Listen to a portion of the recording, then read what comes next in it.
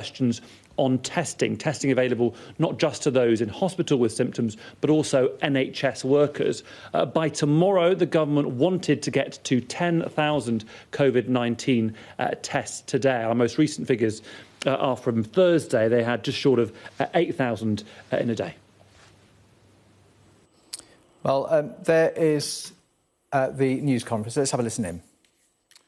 As of 9 a.m. on the 28th of March, a total of 120,776 people have been tested, of which 103,687 were confirmed negative and 17,089 were confirmed positive. As of 5 p.m. on the 27th of March, 1,019 patients in the UK who tested positive for coronavirus have sadly died. As with our population, for businesses large and small, coronavirus represents an unprecedented challenge. Speaking with business leaders and representative organisations every day, I appreciate just how tough the situation is. When we tell people to stay at home, to protect the NHS and save lives, we know it has a real cost to your families and to your firms. And I want to thank the many businesses and workers right across the UK who are playing a vital role in keeping the British economy going. You are delivering for our nation through this difficult time. And we said we would deliver for you, doing whatever it takes. That is why we have taken unprecedented action to support our economy, to save jobs and secure livelihoods. To help businesses pull through at this difficult time, we have set out income support schemes for both the employed and self-employed, as well as a package of grants, loans, business rate holidays, and VAT deferrals. Businesses and trade unions have welcomed our interventions, and I want to reassure them that we are working around the clock to get the funding as quickly as possible to where it is needed. On Monday, we launched the Coronavirus Business Interruption Loan Scheme. This scheme is designed to make it easier for businesses with a turnover of up to £45 million to access vital financial support. So far, the scheme's 40 accredited lenders, including all of the high street banks, are processing thousands of applications.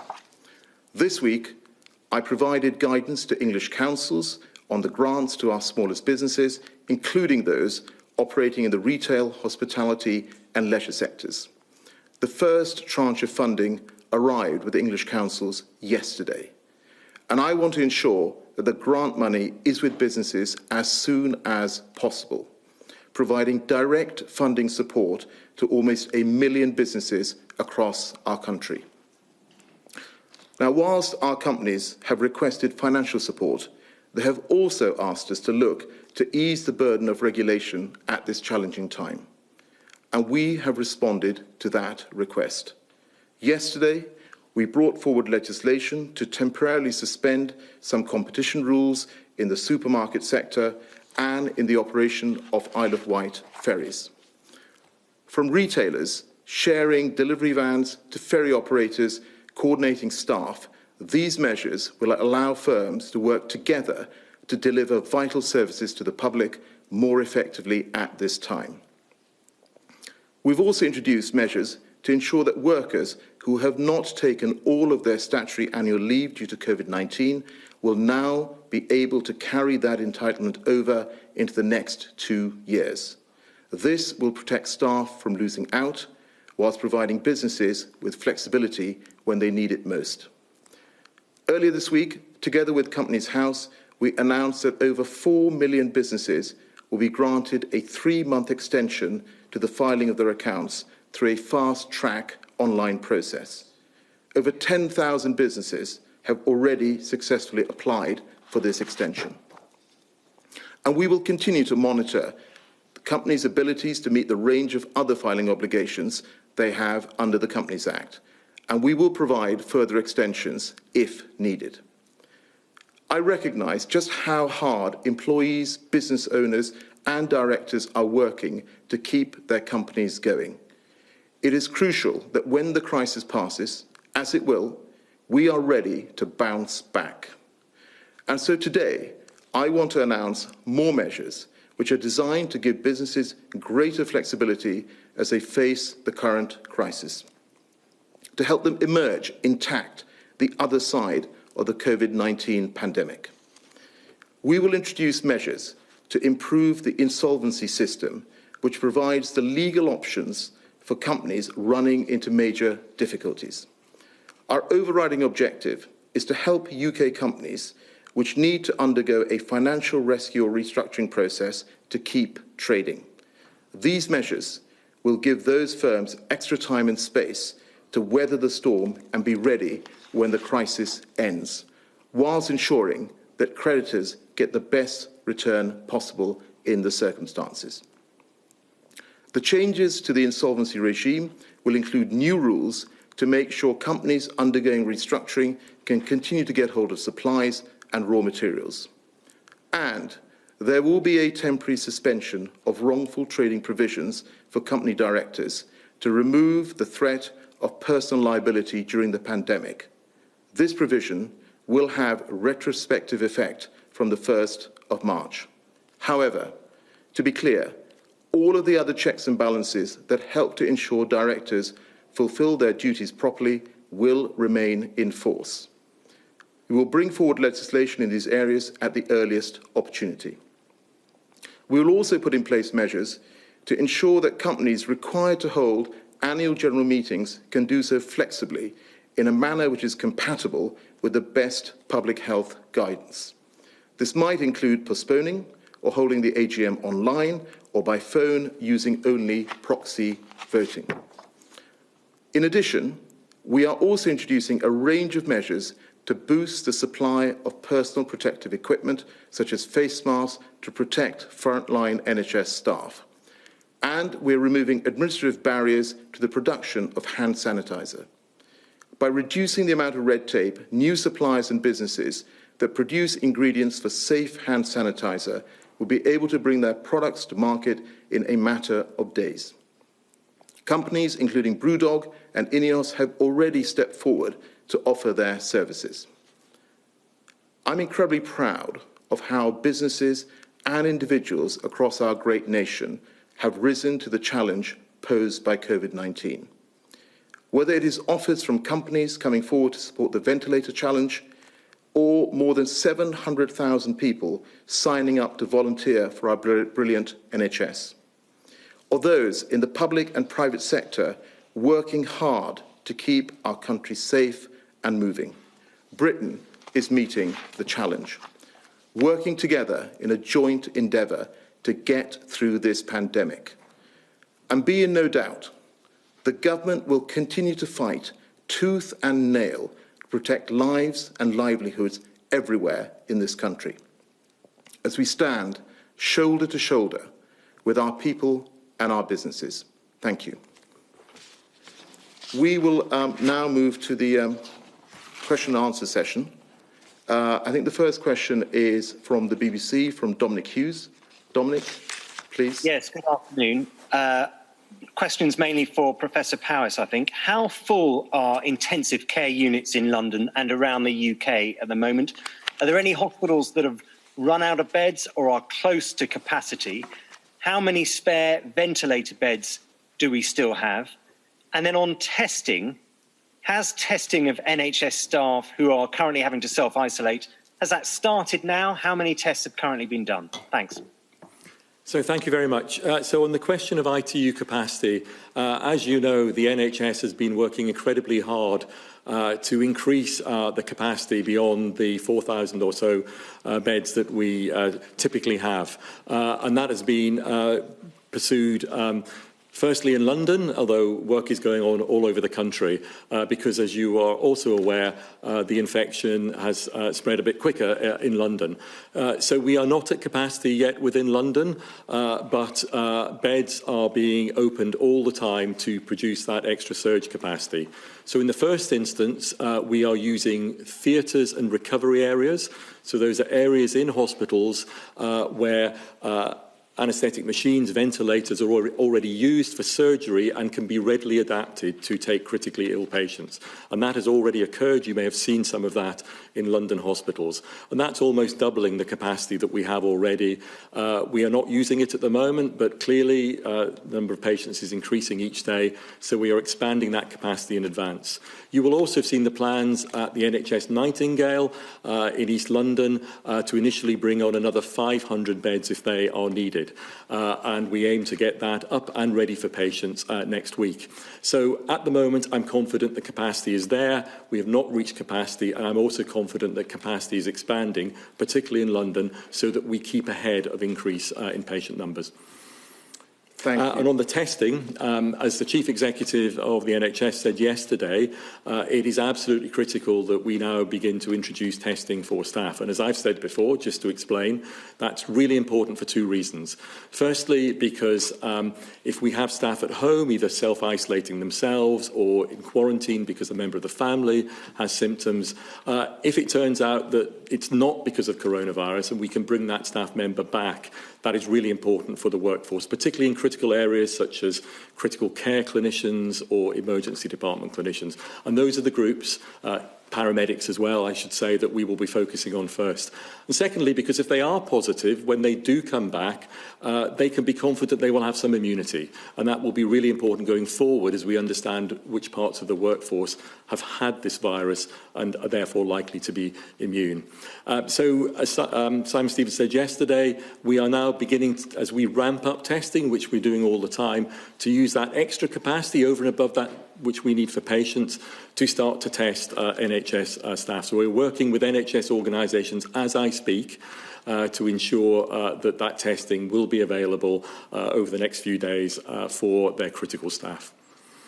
Thank you, Stephen. I think we move on to ITV. Paul Brand. Paul. Yeah, thank you, Business Secretary. Secretary of State, first of all, could you give us an update, please, on the health of the Prime Minister, the Health Secretary, and whether the Chief Medical Officer has now been tested for COVID-19? And to the Medical Director, if I may, given the number of deaths we've seen in the past couple of days, what hope is there that we're not on the same trajectory as countries like Italy? And given the rate of increase, can the NHS cope at this current level? Paul, thank you very much for that. Well, as you heard yesterday in the press conference, the Prime Minister is showing mild symptoms. He continues to lead the government's effort in combating COVID-19. This morning he held a video conference call, and he will continue to lead right from the front on this. But I think the one thing this has reminded us is that no one is immune, and that is precisely why we ask people to follow the government advice in terms of staying at home, where they're absolutely able to do that. We want to make sure we protect the NHS and ultimately save lives. Stephen. Yes, so clearly there has been a big increase in deaths today, and every death is tragic, and of course we need to do everything that we can to ensure that we don't lose the lives of loved ones to this terrible virus. But as Sir Patrick Vallance, I think the Chief Scientific Advisor of the government, said recently, if we can keep deaths below 20,000, we will have done very well in this epidemic. It's early at the moment, and the scientists who are working with government to model what we can expect are, of course, adjusting their predictions now as we start to see the actuality of the epidemic in the UK rather than what we believe might have happened a few weeks ago. If we do reduce the deaths to a level which is below what we initially thought, I want to be absolutely clear. That won't be because we are somehow lucky. It won't be because somehow the virus is acting in this country differently from any other country. It will be because every citizen in this country, the British public, have complied with the instructions that the government has given based on the best scientific evidence to reduce the transmission of the disease. We can beat this virus, we can reduce the number of deaths, but only if we reduce the spread and the transmission. Now is not the time to be complacent. Now is the time to really, really lock down and hone down on what we've been asked to do. As I've said before, it's not somebody else's responsibility, it's all our responsibilities. If we are to ensure that we keep within NHS capacity, and of course, as I said earlier, we are extending capacity all the time. Every one of us has a part to play, and we know that can work. Great, thank you very much for that. The next question is from LBC, Ben Kentish. Ben. Thank you, Ben Kentish, LBC. Secretary of State, you've told people to stay at home, but you've also told them to go to work if, of course, they're unable to work from home. At LBC, we've had lots of calls from people saying they simply don't feel safe at work. And while the government's urged employers to be responsible for this, and it's clear some have, it's also clear that many aren't. So what will the government do to protect those people who are having to go to work, key workers and non-key workers, to make sure they're safe to do so? And if I may, to Professor Powys, last week, Boris Johnson said he was confident or hopeful that we could turn the tide within 12 weeks. That was before these more extreme social distancing measures were introduced, and there's now some talk that the peak could be as little as 3 weeks away. Are you confident we can now turn the tide sooner than 12 weeks? Thank you. Ben, thank you very much for that. So we've always been very clear right from the start of the situation is that we will be led by the scientific and medical advice. And that also applies to the framing of any guidance that we have put out when it comes to how people should conduct themselves when it comes to work. We have set out a detailed list of non-essential businesses which we have required to close, and I want to thank those businesses for acting responsibly. We've also said that wherever possible, people should work from home, and very many people across our country have responded to that. It is, however, the case there are certain workplaces where you're not able to work from home, such as the manufacturing sector, where you will be required to go into work. We've said that people should, on those occasions, look to go into work. However, it is also incumbent on employers to make sure that they follow the Public Health England guidelines and they keep their employees safe. And that certainly is what very many employers are doing. I have conversations every day with businesses, with business representative groups, and I understand from those conversations that they are indeed adapting and they're also making sure that where it's required, they're issuing their staff with PPE. But if there are instances that people feel that organisations and businesses are not behaving appropriately in terms of their duty of care, then of course there are organisations like the HSE who should be informed. Stephen. So what I am confident of is that it is possible to get on top of this virus. And I'm confident for several reasons. One, because as a scientist and somebody who listens to our colleagues, our epidemiologists who understand this, as I said earlier, if we can reduce the transmission rate, the amount of spread from individual to individual, then the virus will start to decline in the population. That is a simple set of maths that underpins all these measures that have been put in. And so if we all comply with the measures and reduce that amount of transmission, then yes, we will begin to see a drop in the amount of virus circulating. And I'm also confident because we've seen other countries who have taken, countries take slightly different approaches, but the fundamental rationale is always the same, to reduce transmission. We have seen that begin to work. The time frame, I think, is difficult to determine, but I think we will see over the course of the next month exactly how that will play out here in the UK. But as I said earlier, this is not the time to be complacent. This is the time to really bear down and for all of us to act responsibly, to reduce that transmission. And if we do that, then the quicker we will turn the tide on this, and the quicker we will be confident that we can stay within the capacity that the NHS is planning. Great, thank you, Stephen. The next question is from The Sun on Sunday, Dave Wooding. Dave. Secretary of State, it seems that this virus has infected the heart of government.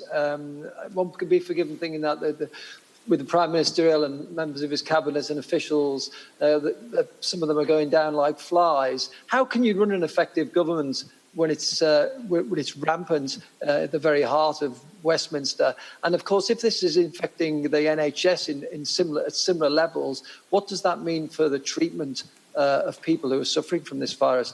And secondly, can you just perhaps give us some indication of what's being done to bring home some British subjects who are abroad, stranded, and we've seen some of the pleas from them about the difficulties they're having in getting home? Dave, thank you very much for that. Can I be absolutely clear, is that the Prime Minister has had mild symptoms, but he is absolutely leading the response from the front. The government is totally united in ensuring that we combat this virus and that we bounce back the other side of it. So I want to be very clear about that, is that there are no gaps in government. We are collectively all working very hard, led by the Prime Minister. You raised the issue about getting our people back. My colleagues in the FCO, Dominic Raab, other colleagues, are working incredibly hard night and day to make sure that we can get Brits back to the UK. We will continue to work with airlines to get them back from around the world, and of course in the first instance through commercial means, but also through repatriation flights in exceptional circumstances, for instance by chartering. And as you know, a British Airways charter flight arrived back from Peru yesterday, and the FCO are of course working very hard to get more flights confirmed in the coming days. Stephen, did you want to add anything? Yes, so NHS staff are obviously critical for the reasons that I've mentioned and the reasons you know, and they are, like any member of the public, a possibility that they will get the virus. Clearly, we keep them protected at work, but they too will have to self-isolate and quarantine, quite rightly, if they develop symptoms that are compatible with COVID-19. Of course, in the work that we are doing to increase NHS capacity, we have to take into account that some of our staff will be off for those reasons. And I can assure you that we have been planning for this since January, since very early on, even before the World Health Organization called it a pandemic. And we have taken into account, local organizations do take into account, that there will be a degree of absenteeism of staff.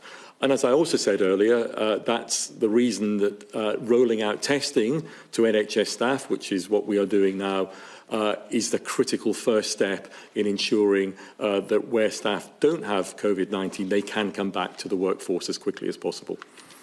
Thank you for that. The next question is from the Sunday Telegraph. Ed Malnick. Ed. Thank you. The government's talked about hospitals now getting the quantities of protective equipment that they need. Can you guarantee that all hospitals will get the same level of PPE, like the FFP3 masks? That's Professor Powers. And Mr. Sharma, the government's appealed for help from industry to produce ventilators. Is it getting the support it needs to produce PPE and tests, or do you need more help from industry? And when will the first of the 3.5 million antibody tests be used in this country? Great. So you want to go first? So again, on personal protective equipment, PPE, obviously critical to management of patients with COVID-19 and to the protection of staff. So we are putting supplies of PPE out into healthcare organisations constantly. So over 170 million of the very highest level masks in the last couple of weeks, and just in the last couple of days, 40 million gloves, 25 million face masks, 14 million aprons. So vast numbers going out. We are strengthening the supply chain every day to ensure that every organisation gets the equipment that they need. That is an absolute priority for us. Great, thank you very much for that. Well, Ed, as I've announced today, we are making changes so that we can get more hand sanitizers into the system and make sure that we get more PPE equipment into the system. So specifically in terms of PPE, the measures that we have undertaken is that the Office for Product Safety and Standards, which actually sits in my department, has written to notified bodies on this issue.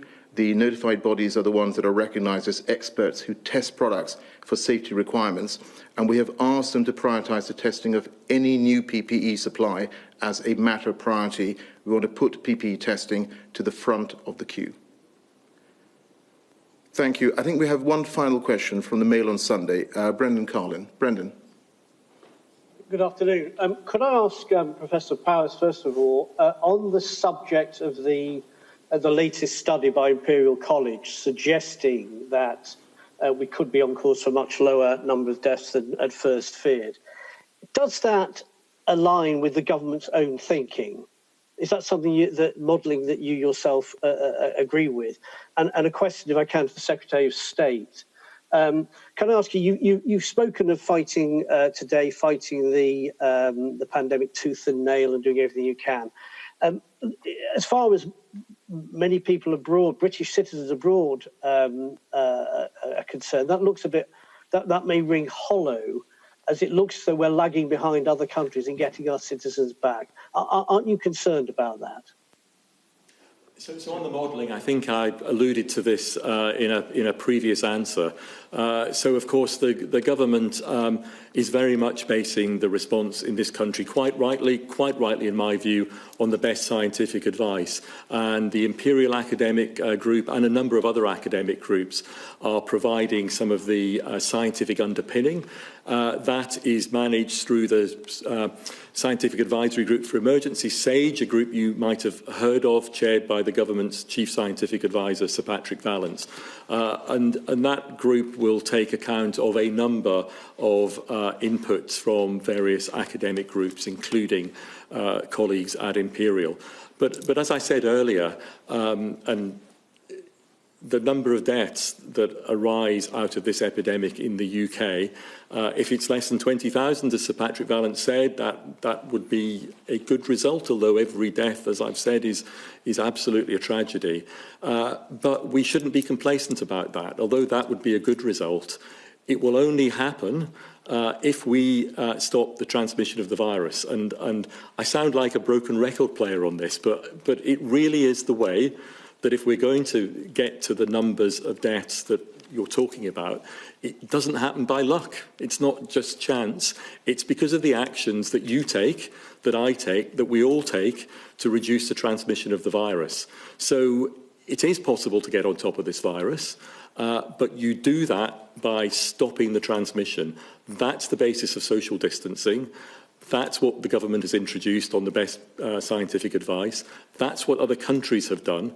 And we have seen in previous epidemics that it is a successful measure. So I cannot emphasise enough to everybody watching today that you have the chance to save a life. You have a chance to stop a ventilator being used that otherwise would need to be used. It really is as simple as that. This is not complex. The science behind it might be complex, but the reality is incredibly simple. Avoid contact with others where you can, stay at home, if you're symptomatic, isolate, and that will result in fewer deaths and less pressure on the NHS. It is that stark for all of us. Brendan, just coming back to your question about whether we're being slower than other countries, I don't think that is the case. Where there have been no other options for British nationals to come back to the UK, we, of course, have laid on repatriation flights. I made mention of the flight that arrived back from Peru yesterday, and we will continue to work round the clock to make sure that we get our people back. Thank you very much, ladies and gentlemen. I think that's the final question. Can I just end by saying that we are doing absolutely everything we can to support businesses and our people, but we have to make sure that everyone follows the advice that we have put out there, and that is stay at home, protect the NHS, and save lives. Thank you. So that was Alok Sharma, the Business Secretary, leading today's Downing Street briefing, and joined by Professor Stephen Powis, the Medical Director for NHS England. There they are going off. Let's bring in Joe Pike now, who's our political correspondent, has been watching what's going on. So, Joe, what do we take from that? Alok Sharma very keen to say that he was removing red tape and also giving help to employees. Yeah, Mr. Sharma was really talking about improving the insolvency system, really to help businesses who are in trouble facing going bust in this period. The phrase he used was, it's crucial that when this is over, we're ready to bounce back. But for me, actually, the most interesting lines came from Professor Stephen Powis from NHS England. He reacted to those figures, those concerning but perhaps not completely unexpected death figures today, now in the UK above 1,000, saying that was a big increase. He also reiterated what Sir Patrick Vallance, the chief scientific advisor, has said in the last few days, that if deaths remain below 20,000, we will have done very well. On capacity, he told us that we are within capacity in London. There is spare capacity in London and across the UK, and that capacity is being expanded constantly. Obviously, there's the Nightingale Hospital we've heard a lot about in East London, but also he pointed out emergency rooms and operating theatres, recovery areas, and operating theatres that have been turned into capacity to ensure there are more beds for those being infected with this virus. He also talked about testing. There was an announcement yesterday from the government about testing of NHS workers, but Professor Powis said this would only be available over the next few days. I think questions really do remain for the government. Why are these tests not being rolled out sooner? We still don't know if they will get to the 10,000 a day figure by tomorrow that they promised. He also made a pretty clear plea to the public. Professor Powis said, now is not the time to be complacent. Now is the time to act responsibly. And then the quicker we will turn the tide on this. He said, you have a chance to save a life. You have a chance to stop a ventilator being used. One other line from the Business Secretary, though, Alok Sharma. He told us that the Prime Minister was leading a meeting today on the government's response to COVID-19 via video conference. All right, Joe, many thanks indeed. Professor Powis there saying it is possible to get on top of the virus. Let's bring in Inzamam Rashid. He's in our newsroom now. Hello again to you, Inzamam. Now, the backdrop to today's conference comes after a worrying rise in the number of deaths, a grim milestone reached in the UK. Yeah, that's right, Nick. Let's go through some of those figures again and break it down for you in the UK. So Scotland saw an increase of 7 deaths, which they now have a total of 40 deaths. Wales, an increase of 4 deaths, which pushes their number to 38. Northern Ireland have seen an increase of 2 deaths and pushes their number to 15. And in England, now 935 deaths, an increase of 246. We total that up, and the UK has now passed that 1,000 mark, and there are 1,028 deaths in total, where we're seeing, since the last figures came out, an increase of 259. And as Joe mentioned there, these are very concerning figures for the government, but maybe not as surprising. Maybe this is something that they had been expecting. The UK is well and truly on that upward curve that we've been hearing from the government over the past couple of weeks. And the UK number of deaths is rising exponentially now. Over the last 3 days, we've seen an average of 30% increase in the rise of deaths, and that's quite high when you compare it to the likes of Spain and Italy, who are at the same time were probably, over the last few days, have been at a percentage of around 25% or thereabouts. So the UK well ahead in terms of the number of people dying exponentially day by day. Let's just go back to some of the notes that Professor Powis, the medical director for NHS England, said in that press conference. And Joe mentioned a few things there, but ITU capacity, typically 4,000 beds, that currently isn't at capacity yet. But obviously the NHS Nightingale Hospital, which we've seen images of inside, they are working rapidly with the Army